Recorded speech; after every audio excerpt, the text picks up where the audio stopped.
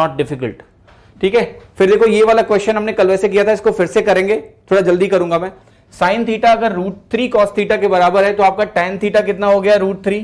तो क्या आप ये एग्जाम में लिखोगे कि tan थीटा √3 होगा? क्या आप ये लिखोगे कि theta is equal to 60 degree है? नहीं, इतना कुछ तो आप एग्जाम में नहीं लिखोगे। अगर आपकी आदत है ये भी लिखने की ना, तो आपको अपनी आदत छोड़नी पड़ेगी, क्योंकि ये खराब आदत है, बुरी आदत है, इसको छोड़िए। फिर देखिए यहां पर जो क्वेश्चन आपको दिया हुआ है इसको ध्यान से देखना है आपको।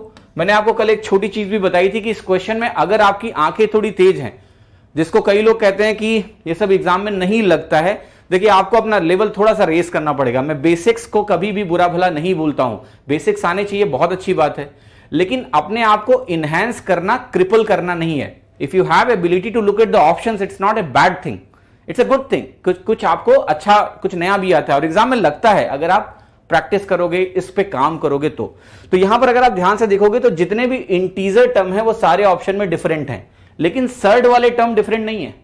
10√3/3 यहां भी आ रहा है और 10√3/3 यहां भी आ रहा है, लेकिन हम इंटीजर टर्म से इसको डिफरेंशिएट कर रहे हैं। इंटीजर टर्म सारे ऑप्शंस में डिफरेंट है। 33/6 इंटीजर टर्म का मतलब ये नहीं है कि इंटीजर ही, फ्रैक्शनल टर्म मुझे कहना चाहिए, जिसमें दोनों में इंटीजर इंटीजर है। 33/6, 19/6, 19/3, 33/3, ये सब में अलग अलग है। We can directly find out the integer part या फ्रैक्शनल पार्ट जहां से मिलेगा।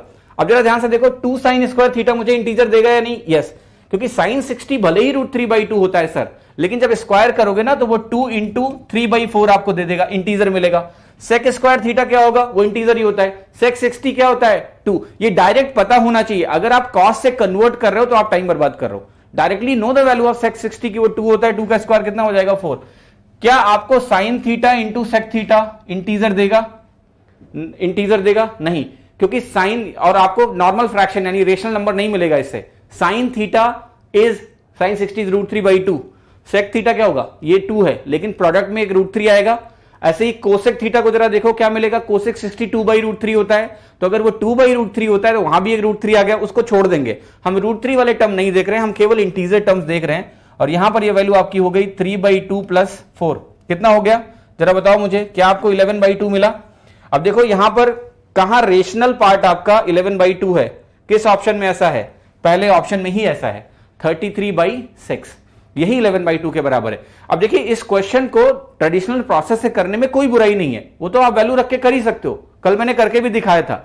लेकिन ये सब चीजें भी देखने की कोशिश करो। मैं फिर से यही बोलता हूं कि मुझे लोगों ने कैसा प्रोजेक्ट किया पता है आपको, कि मैं सारे क्वेश्चन ऑप्शन से ही कराता हूं या मैं आपको क्रिपल करता हूं, बट ऐसा बिल्कुल नहीं है। जो भी लोग मुझे ठीक से फॉलो करते हैं मुझे जानते हैं, आई इनहैंस योर स्किल्स, कि मैं आपको कुछ नया भी बताने की कोशिश करता हूं क्वेश्चंस में, और उस डायमेंशन में अगर आप काम करोगे ना तो एग्जाम में जरूर आपको कहीं ना कहीं क्वेश्चंस में कहते हैं ना बेहतरी मिलेगी, कुछ ना कुछ फायदा आपको जरूर मिलेगा। टाइम कम होता है, कुछ क्वेश्चंस ऐसे हैं कि उस तरह से आपको मिलते हैं, हर एग्जाम में मिलते हैं, तो वो मिलेंगे।